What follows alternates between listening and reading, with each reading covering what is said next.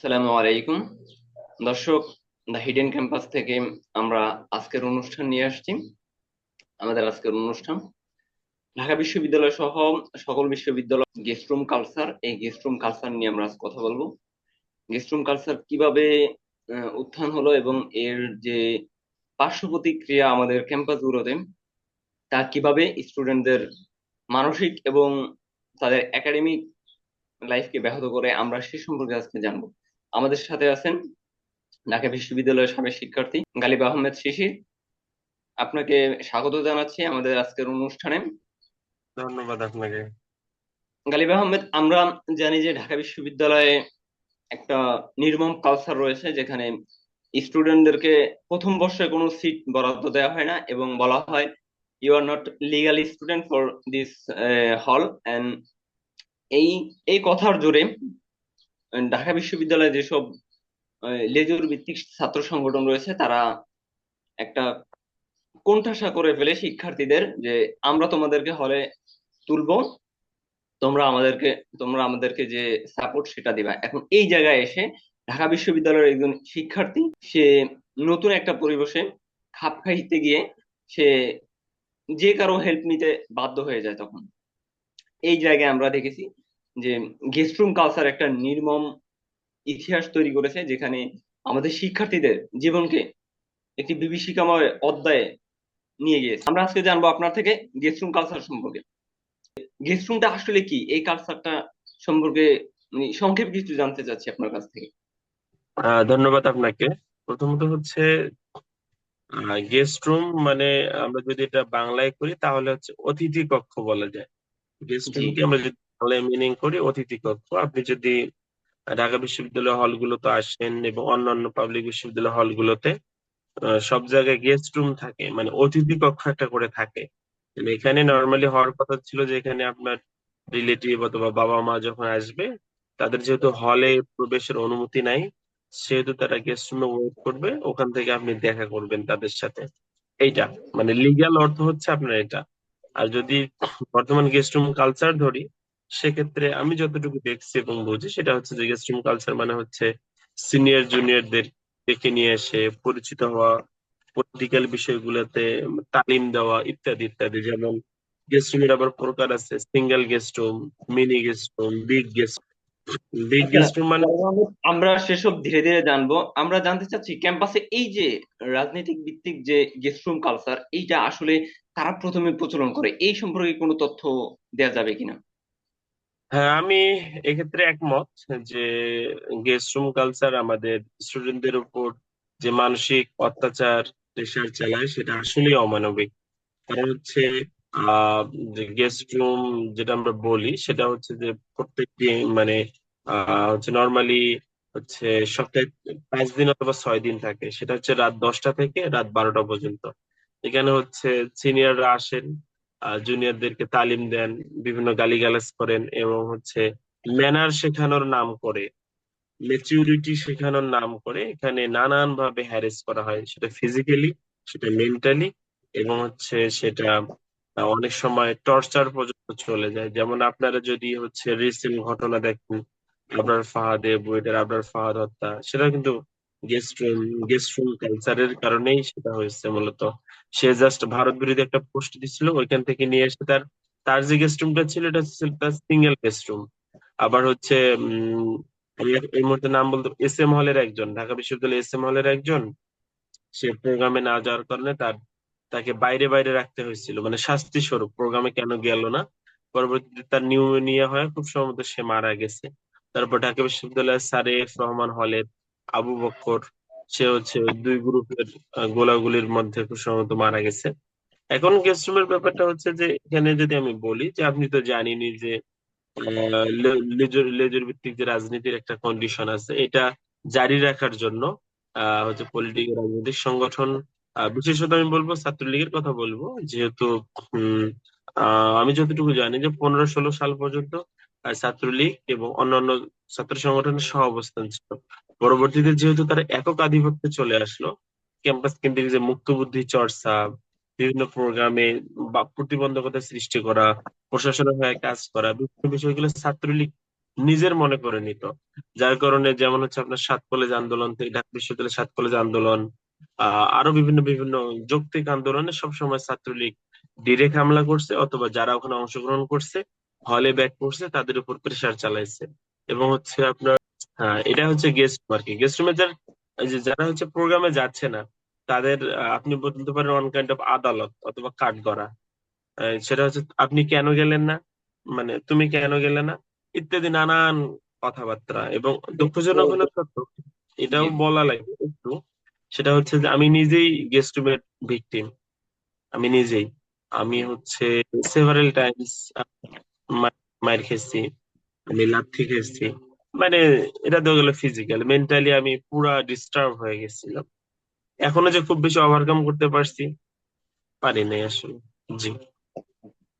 তা আমরা আসলে জানতে চাচ্ছি যে গেস্ট রুমে তাহলে মোটামুটি যে আপনি একটা ওভারভিউ দিলেন যে এখানে আদালতের মতো একটা কাজ হয়, যেখানে তাদের দোষ ত্রুটি থেকে শুরু করে তাদের মেন্টালি এবং ফিজিক্যালি অনেক টর্চার করা হয়। এবং আমরা জানি যে আপনি যেহেতু ছাত্রলীগের কথা বলেন, সাবেক সভাপতি ছাত্রলীগের সাদ্দাম হোসেন বলছিল যে গেস্ট রুম আসলে জুনিয়র সিনিয়র একটা মেলবন্ধন। তো সেই জায়গা থেকে আপনি কিভাবে দেখেন যে আসলে এখানে জুনিয়র সিনিয়র কি মেলবন্ধন হয়, বা এখানে আপনি যে কথাটা বলেছেন সেই জায়গায় উম, সাদ্দাম সাহেবের কথা আসলে কতটুকু সত্যতা? ধন্যবাদ। প্রথমত বিষয়টা হচ্ছে যে ওই সাবেক সভাপতি সাদ্দাম, সে তো অনেক কথাই বলছিল। রিসেন্ট হচ্ছে আপনার রাজাকার শব্দের পরে সে বলছিল যে হচ্ছে কি রাজাকার, মানে যারা এই মুহূর্তে রাজাকার বললো তারা তো আর দেশে থাকার অধিকার রাখে না, সো তাদের বিরুদ্ধে প্রতিরোধ হবে। অথচ যতটুকু জানি উনি নিজে এখন ভারতে আছেন। এখন হচ্ছে আমি একটু সাদ্দাম হোসেনের একটু সংক্ষেপে ব্যাকগ্রাউন্ড বলি। উনি ছিলেন ছাত্রলীগের, সুশীল হওয়ার চেষ্টা করেছিলেন, কিন্তু আসলে ছাত্রলীগ তো তার চরিত্র থেকে বের হইতে পারে নাই, পারবে না কখনো। আর তাকে হচ্ছে কয়েকটা নামে আমরা বিশেষায়িত করতাম। জারুল দেবতা বলতাম, জারুল ফুল জারুল শয়তানও বলতাম আমরা। কারণ হচ্ছে তার মুখে মধু, কথাবার্তায় মধু, কিন্তু অন্তরে বিষ। অন্তরে সে হচ্ছে ইনডিরেক্টলি হামলা করতো। যেমন ঢাকা বিশ্ববিদ্যালয়ে কাওয়ালি সন্ধ্যা থেকে শুরু করে বিষয়গুলোতে তারই ইনভলভমেন্ট বেশি ছিল। আসলে হচ্ছে দেখেন, সবগুলোর তো একটা পক্ষ আছে। এখানে যদি ছাত্রলীগ অথবা অন্য দলের কেউ থাকলো তখন বিষয়গুলো আর একটু ক্লারিফাই হইতো। কিন্তু আমি এটা বলতে পারি যে হচ্ছে সে যে অর্থ বলছে যে এটা সিনিয়র জুনিয়রের মিলন মেলা, হ্যাঁ, মিলন মেলা, এটাতে আমার কোনো সমস্যা নেই। কিন্তু এটা মিলন মেলা হচ্ছে, আপনি যদি জাহান্নামে যায় কারোর সাথে মিলন মেলা করতে যান, সেটা অবশ্যই ভালো হবে না। সেটা হচ্ছে যে এখানে গেস্ট রুমে হুম। হচ্ছে গেস্ট রুম যখন হয় তখন জুনিয়ররা সিনিয়রদের কাছে থাকে মানে দাস হিসাবে, দাস হিসাবে। মানে নব্যদাস। হচ্ছে ড্রেস কোড এটা সেটা কত কিছু, তাকে সালাম দিল না কেন, তাকে খেয়াল করলো না কেন, তাকে এটা করলো না কেন, ওটা করলো না কেন, এগুলোর জবাব দিয়ে করতে করতে তার অবস্থা খারাপ। এখানে আপনি মিলন মেলা, যদি এরপরে যদি আপনি মিলন মেলা বলেন, তাহলে তো আমি মনে করি যে হচ্ছে দুনিয়াতে মিলন মেলা শব্দটা আহ অবাঞ্ছিত ঘোষণা করা উচিত। আর জি। ওই তাহলে গেস্ট রুম। আরেকটু বলি, আরেকটু বলি যে হচ্ছে ওই যার আপনি রেফারেন্স দিলেন, আমি ওনার নামটা আবার বলতে চাচ্ছি না। ব্যাপারটা হচ্ছে উনি তো নিজেই হচ্ছে আপনার আদু ভাই টাইপের লোক। So, উনি যে উল্টাপাল্টা কথা বলবেন এটা খুব একটা স্বাভাবিক আসলে। ধন্যবাদ। তো আপনি বলেছেন যে সিঙ্গেল গেস্ট রুম হয় এবং গেস্ট রুম হয়, তাহলে সিঙ্গেল গেস্ট রুম এবং গেস্ট রুমের মধ্যে আসলে তফাৎটা কি? বা এখানে যে আপনি আবরার বাহাদের কথা বললেন, এখানে আসলে কি নির্যাতনের মাত্রার উপরে ভিত্তি করে এটা হয়, নাকি অপরাধের মাত্রার উপরে ভিত্তি করা হয়? কোন পার্সপেক্টিভে সিঙ্গেল এবং গেস্ট রুম এটার ভিতরে পার্থক্য? হ্যাঁ, ধন্যবাদ। প্রশ্নটা যৌক্তিক এবং হচ্ছে প্রাসঙ্গিক। অনেকে হয়তো বিষয়গুলো বুঝবে না। আমরা যারা ভিকটিম ডিরেক্ট তারা হয়তো বলতে পারবো। এখানে গেস্ট রুমটা হচ্ছে মূলত যে আমি যদি এইভাবে বলি যে নির্দিষ্ট একটা টাইম ফ্রেম দেওয়া থাকতো, যে আজকে আচ্ছা। নর্মালি সপ্তাহে প্রথম প্রথম 6 দিন 7 দিনও হয়তো গেস্ট রুম, যে রাত 10টা থেকে 12টা অথবা 1টা পর্যন্ত এখানে কি করা হয়তো, মানে মূলত এই টাইমে পরিচয় না হলে। ঘুমাইতে পারতো না, তাই তো? না না না, ঘুমানোর কোনো সুযোগ ছিল না। ঘুমানোর কোনো সুযোগ ছিল না। সে যদি কোনো রকম এতটুকু দয়া করতো, যদি কেউ বেশি অসুস্থ হইতো অথবা কেউ যদি রক্ত দিয়ে আসতো তখন একটু ছাড় দিত, দয়া দেখাইতো, অথবা অনেক সময় সেটাও দেখাইতো না, তবে আমি দেখছি যে তারা এতটুকু দয়া দেখাইছে। হচ্ছে এই সময়টা মনে করেন 2 ঘন্টা অথবা 3 ঘন্টা কি করা হয়তো, প্রথমে সিনিয়ররা আসতো, জুনিয়ররা নিচে বসে থাকতো, দাঁড়ায় সালাম দেওয়া লাগতো, তারপর পরিচয় দেওয়া লাগতো ডিপার্টমেন্টে এসে, তারপরে শুরু হয়ে যেত তাদের বিচার। মোটামুটি একটা বিচার কার্যালয় হিসেবে আখ্যায়িত করা যায়। আমার কাছে এটা মনে হয়। তারপর হচ্ছে আরেকটা হচ্ছে যে, এই তুমি আমাকে সালাম দাও নাই কেন, তুমি এটা কাজ করো নাই কেন, তুমি ওটা করো নাই কেন, এই তুমি ছাত্রলীগের প্রোগ্রামে যাও নাই কেন। যেমন এখানে মধুর ক্যান্টিন বড় একটা ব্যাপার। আর একটা হচ্ছে যে নেত্রীর প্রোগ্রাম, মানে সাবেক স্বৈরাচারী শেখ হাসিনার প্রোগ্রাম, যে নেত্রীর প্রোগ্রামে যাইতে হবে, এই করতে হবে, ভাইটাল প্রোগ্রাম, মানে অনেকগুলো টার্মিনোলজি আছে। আসলে এগুলা হচ্ছে মোটামুটি ইয়া হয়। যেমন যেদিন ভাইটাল প্রোগ্রাম থাকতো, তার আগের দিন রাতে আহ জম্মের গেস্ট রুম হইতো, পোলাপান পাগল প্রায় অবস্থা হয়ে যেত। মানে গেস্ট রুমটা হচ্ছে যে, যেটা আসল গেস্ট রুম, ওখানে হচ্ছে সবার গেস্ট রুম নেওয়া হইতো। মানে দোষ ত্রুটি ইত্যাদি ইত্যাদি, মানে কথাবার্তা বলা হইতো, প্রয়োজন হলে মারা হইতো, লাথি দেওয়া হইতো, ঘুষি দেওয়া হইতো, অনেক অনেককে মেডিকেলও নিয়ে যাওয়া গেছে। এটা গেলে হচ্ছে গেস্ট রুম। আর সিঙ্গেল গেস্ট রুমের কথা যদি আমি বলি, সিঙ্গেল গেস্ট রুম মানে হচ্ছে যে আপনি বড় কোনো ভুল করে ফেলছেন, কথিত কথিত বড় কোনো ভুল করছেন তাদের তাদের মতে, তাদের বড় কোনো দৃষ্টিতে দৃষ্টিতে, সেক্ষেত্রে আপনাকে হচ্ছে সিনিয়রদের রুমে নিয়ে যাওয়া হবে, দেখে পাঠানো হবে। আবরার ফাহাদ ভাইকে যেভাবে হত্যা করা হয়েছে ওই রকম একটা আদলে তৈরি। হুম। এবং হচ্ছে তারা কি ইন্টারোগেট করবে আপনাকে, কেন ইয়া করছো, কেমন। আমি জাস্ট এখানে ভাষাগুলো ভাবে ইউজ করতেছি না। তারা কখনোই তুমি অথবা ইয়া বলে না, তুই থেকে শুরু হয় তাদের কথাবার্তা। ঠিক আছে। তারপর অবশ্য গালিগালাজ। গালিগালাজ তো ফ্রি। যেমন হচ্ছে আপনি হয়তো জানবেন যে হলে অনেক গালিগালাজ লিগ্যালাইজ, নর্মালাইজড, মানে কিছু আচ্ছা। গালিগালাজ যেগুলো নর্মালি। তারা কি করতো হচ্ছে যে, সিঙ্গেল গেস্ট রুমে 4-5 জন নানান দিক দিয়ে প্রশ্ন করতো, নানান আজাইরা কথাবার্তা বলতো, ইয়া করতো ইয়া করতো। তারা যখন হচ্ছে তো কোনো কিছু যখন পাইতো না তার কাছ থেকে, ওই স্টুডেন্টের কাছ থেকে, তখন তাকে বলতো যে, যেমন তখন তাদের হলে নিষিদ্ধ ছিল, অন কাইন্ড অফ নিষিদ্ধ ছিল শিবির, ছাত্রদল অথবা বাম। বলতো যে, তুই তুই যদি ভালোভাবে এটা পরিচয় দিতে না পারিস অথবা না স্বীকার করিস, তাহলে আমরা তোকে এইগুলো ব্লেম দিয়ে দেবো, ব্লেম দিয়ে হল জেলে দিয়ে ক্যাম্পাস। হত্যা করে দেবো বা পুলিশকে ধরিয়ে দেবো। হ্যাঁ, জি জি। তারা কি করতো, এই ব্লেম গুলা দিয়ে, উল্টো পাল্টা ব্লেম দিয়ে তারা হচ্ছে মেরে টেরে ওই যে পরে বিশ্ববিদ্যালয় প্রশাসন আসতো, তাদের মাধ্যমে শাহবাগ থানায় ট্রান্সফার করে দিত। যেহেতু এটা একটা ওপেন সিক্রেট যে গেস্ট রুম হচ্ছে, এই কালচারটা চলমান, তাহলে প্রশাসন কি এখানে তার নীরব ভূমিকা পালন করছিল এতদিন? জি, নীরব ভূমিকা পালন করতো। এটা আরেকটা আমি যদি বলি, মানে আমি টাইম ফ্রেমটা বলতে পারবো না। সিনেটে অধিবেশন চলছিল, সেখানে আহ সাদা দলের এক টিচার গণরুম গেস্ট রুমে যে নির্যাতন হয় এইগুলো নিয়ে কথা বলতেছিলেন। তারপরে হচ্ছে তৎকালীন সিনেটের সদস্য ডক্টর নিজামুল হক ভুইয়া, তারপর চান মিয়া, ওয়াহিদুল ইসলাম চান, আইআর ডিপার্টমেন্টের প্রফেসর, এনারা জি। বাধ্য করে স্পিকারকে, মানে ওই সিনেটের অধিবেশনের স্পিকারকে, যে এই কথাগুলো এক্সপান্স করার জন্য, যে ঢাকা বিশ্ববিদ্যালয়ে কোনো মানে গেস্ট রুম প্রথা প্রচলিত না। এটা হচ্ছে সিনেটের সদস্য এবং একই সাথে নিজামুল হক ভুঁইয়া শিক্ষক সমিতির সভাপতি। তারপর সভাপতি ছিল। চান মিয়া ছিলেন নোয়াখালী বিজ্ঞান ও প্রযুক্তি বিশ্ববিদ্যালয়ের সাবেক ভিসি। সো তারা জাস্ট এক্সপান্স করতে বলছে। পরবর্তী এইটার প্রতিবাদ স্বরূপ ডক্টর লুৎফুর রহমান স্যার, সাদা দলের, উনি হচ্ছে ওয়াক আউট করে চলে যায় সিনেট অধিবেশন। এখন দেখেন, উনি তো হচ্ছে শিক্ষক সমিতির সভাপতি, উনি যদি এক্সপান্স করতে বলেন, তার মানে বিষয়টা তারা ডিরেক্ট অস্বীকার করে, মানে ডিরেক্ট এখানে অস্বীকার করা। এখানে আমরা স্বীকার করার তো কোনো, তাহলে আপনি বোঝেন প্রশাসন। আর একটা ব্যাপার হচ্ছে যে হল প্রশাসনের যারা প্রভোস্ট হয় বিশেষ করে, তারা কি আপনি মনে করেন যোগ্যতার মাপকাঠিতে হয়? হয় না। তাদের হচ্ছে লবিং এর ভিত্তিতে। হ্যাঁ। সো হচ্ছে যখন যে দল ক্ষমতা আসে তাকে ওইভাবে সার্ভ করে হয়। সো ওই যে প্রশাসনের লোক, সে কি এইটা কোনো কারণে, যেমন তারা ছাত্রলীগকে মনে করে তাদের ভ্যানগার্ড হিসেবে, তাদের হচ্ছে ব্যাকআপ হিসেবে মনে করে। সো ছাত্রলীগ যা ইচ্ছা তাই করতে পারে। এবং হচ্ছে এটাতে প্রশাসনের ভূমিকা যে আহ মানে হচ্ছে প্রশ্নের মুখে পড়বে, এটাই তো স্বাভাবিক। আসলে দেখেন, ঢাকা বিশ্ববিদ্যালয়ের যে হত্যাকাণ্ড হয়েছে দুই একটা, আবরার ফাহাদের যে হত্যাকাণ্ড, ওখানে যদি বিশ্ববিদ্যালয় প্রশাসন যথাযথ মুহূর্তে যদি ইন্টারাপ্ট করতো, তাহলে তো জীবনটা তো বেঁচে যাইতো নাকি। হ্যাঁ, তার মানে যথেষ্ট সময় তাদের হাতে ছিল, আমরা যতটুকু জানি আবরার ফাহাদ ভাই বা নট অনলি অনেক। ঢাকা বিশ্ববিদ্যালয়, নট অনলি ঢাকা বিশ্ববিদ্যালয়, পাবলিক বিশ্ববিদ্যালয় সবগুলোরই কাইন্ড অফ সেম অবস্থা। প্রশাসনে যারা আছে ওরা যারা হচ্ছে মানে হচ্ছে কাইন্ড অফ সার্ভ করতে পারবে তারাই আসে মূলত। এখন তাদের নিয়ে যদি ভালো কিছু আশা করেন, বিষয়টা তো আসলে আপনার হচ্ছে ছাইয়ে ঘি ঢালার মতো অবস্থা হয়ে যেতে। আচ্ছা জি।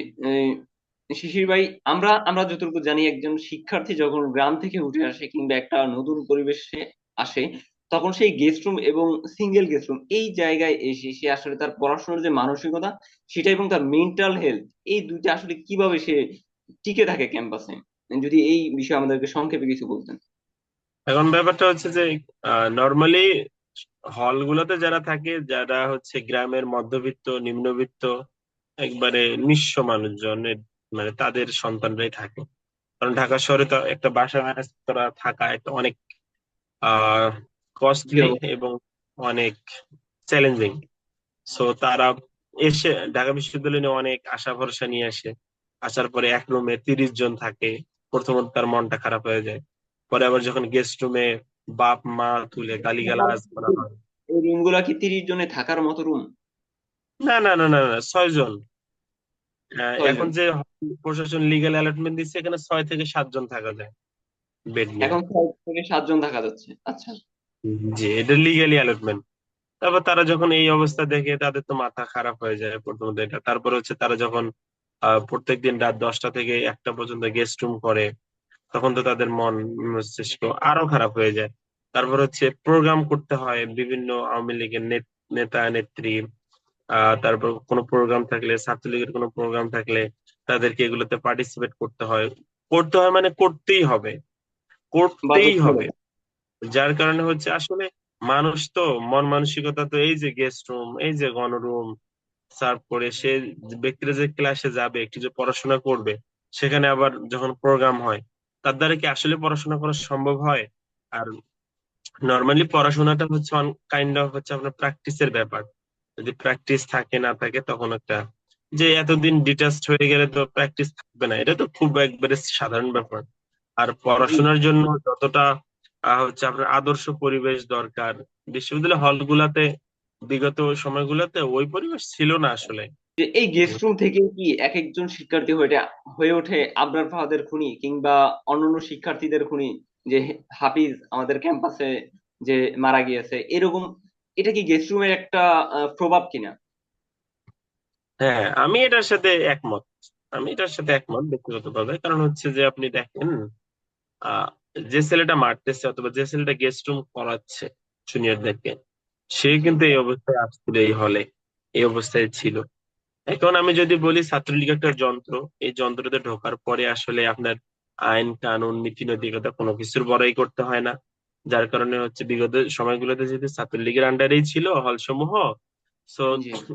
আন্ডারে যেহেতু ছিল, কোনো তাদের তাদের কাছে কোনো কিছুই ছিল না, মনে করেন না আইন, না আদালত, না নিয়ম কানুন, না শিষ্টাচার, না ভদ্রতা, কোনো কিছুরই তোয়াক্কা তারা করতো না। এগুলো আস্তে আস্তে মানুষ তো হচ্ছে নিজেই নিজের কাছে স্বৈরাচারী হয়ে যায় একটা পর্যায়ে, বেশি স্বাধীনতা ভোগ করলে। এবং তারা ওই রকম হয়ে গেছে। তারাও তো এখানে ভর্তি পরীক্ষা দিয়ে চান্স পাইছে, যেমন আবরার ফাহাদকে যারা মেরে ফেলছে, ওরা কি সাধারণ মানে সাধারণ পোলাপান মারছে? মারে নাই। তার ফ্রেন্ডরাই মারছে, তার বড় ভাইরা মারছে। সো তারাও তো বুয়েটের মেধাবী শিক্ষার্থী, তারাও তো ভর্তি পরীক্ষা দিয়ে চান্স পেয়ে আসছে। সো তারা কিভাবে ইয়া করছে? এখন কিভাবে আপনি আইডেন্টিফাই করবেন এই ছেলেগুলাই তো আবরার ফাহাদের সাথে হলে উঠছে? আবার তারাই বা আবরার ফাহাদের খুনি হয়ে উঠলো কেন? কারণ ওই যে তাদেরকে ইউজ করা হয়েছে। আমি যদি বলি ডিরেক্ট পলিটিক্যাল পার্টি অথবা ছাত্র সংগঠন তাদেরকে ইউজ করে, করতে করতে একটা পর্যায়ে তাদেরকে সন্ত্রাসী পর্যায়ে নিয়ে যায়। যার ফলে হচ্ছে আপনি একটা বিষয় চিন্তা করেন যে বিশ্ববিদ্যালয়ে একজন রানিং শিক্ষার্থী আর একজন রানিং শিক্ষার্থীর গায়ে হাত তুলতেছে, বিষয়টা কি নর্মাল আপনার কাছে মনে হয়? হ্যাঁ, অবশ্যই এটা আমাকে কাঙ্ক্ষিত না। এটা করতে পারবে না। জি। শিশির ভাই, আমরা আসলে আমাদের অনুষ্ঠানে একদম শেষ পর্যায়ে চলে এসেছি। আমরা আজকে আসলে যে বিষয়টা নিয়ে আমাদের ক্যাম্পাস গুলোতে আতঙ্ক, যে গেস্ট রুম গণরুম এই কালচারটা যে আমরা ফেস করেছি এবং আহ, বর্তমানে যেটা দেখেছি যে ঢাকা বিশ্ববিদ্যালয়ে মোটামুটি লিগ্যাল সিট দেওয়ার চেষ্টা করতেছে, এবং এই যে নতুন ধারা, এই ধারা কি কন্টিনিউ হবে কিনা, বা এটা যে শিক্ষার্থীদের আশা আকাঙ্ক্ষার একটা প্রতীক, এটা আসলে কতটুকু সাস্টেইন করবে, এটা আসলে প্রশ্নের বা গভর্নমেন্টের একটা হস্তক্ষেপ আমরা যতটুকু জেনেছি, আমরা আসলে এটা নিয়ে আশাবাদী এবং আমরা চেষ্টা করব যে গেস্ট রুম বা গণরুম থেকে যারা এমন এক দুর্বিষহ জীবন যাপন করছে আমরা তাদের গল্প শুনবো। শেষ ভাই, আপনাকে ধন্যবাদ আমাদের সাথে থাকার জন্য। আমরা আজকে এখানেই শেষ করতে যাচ্ছি। প্রিয় ধন্যবাদ। দর্শক, আমাদের সাথে থাকবেন ইনশাল্লাহ। আমরা পরবর্তী প্রোগ্রামগুলোতে আমরা চেষ্টা করব যে ঢাকা বিশ্ববিদ্যালয়ের যে কালচার, এই কালচার গুলো, সত্য ঘটনাগুলো যাতে আপনাদের কাছে আমরা তুলে ধরতে পারি। ধন্যবাদ। আসসালামু আলাইকুম রহমতুল্লাহ।